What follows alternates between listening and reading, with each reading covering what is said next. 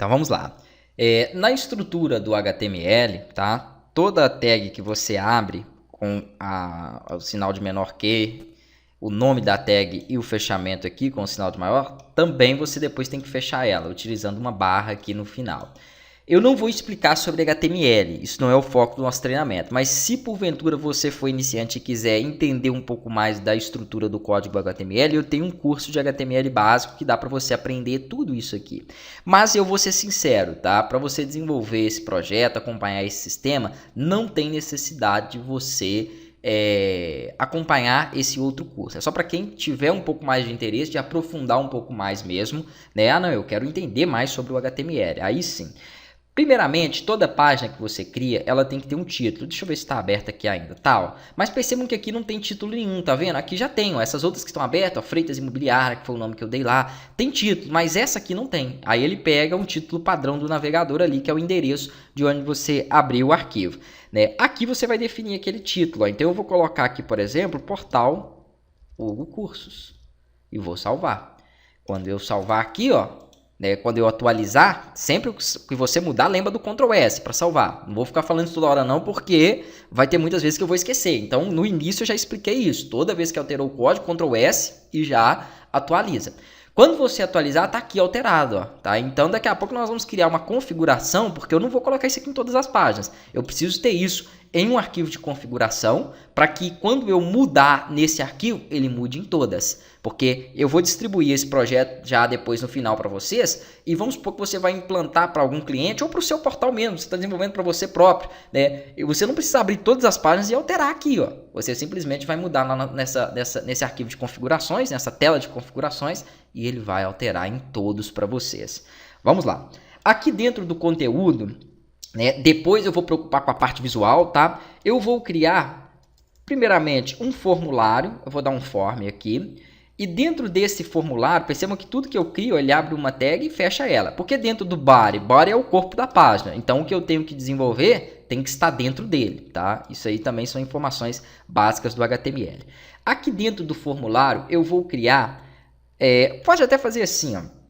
Vamos trabalhar aqui com... Não, depois eu trabalho com Bootstrap, porque senão eu vou misturar as coisas. Eu vou criar estilização, etc. Aí fica ruim para vocês entenderem. Eu vou criar um input, tá? Aqui eu vou definir o tipo de dados dele. Ele vai receber um texto.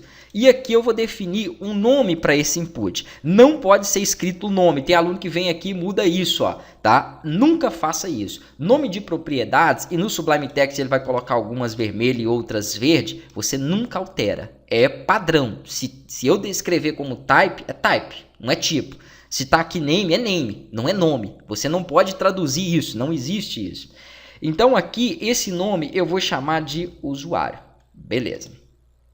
Vou criar um outro input aqui abaixo, chamado de... Também do tipo texto, vai aceitar texto, mas vai receber o campo senha.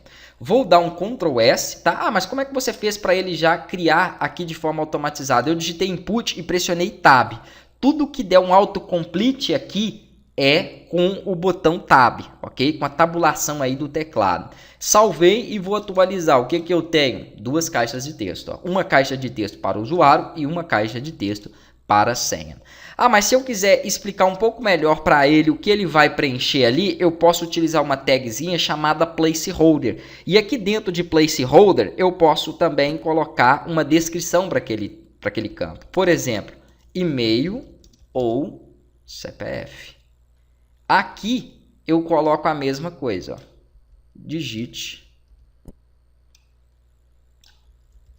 a sua senha. Prontinho.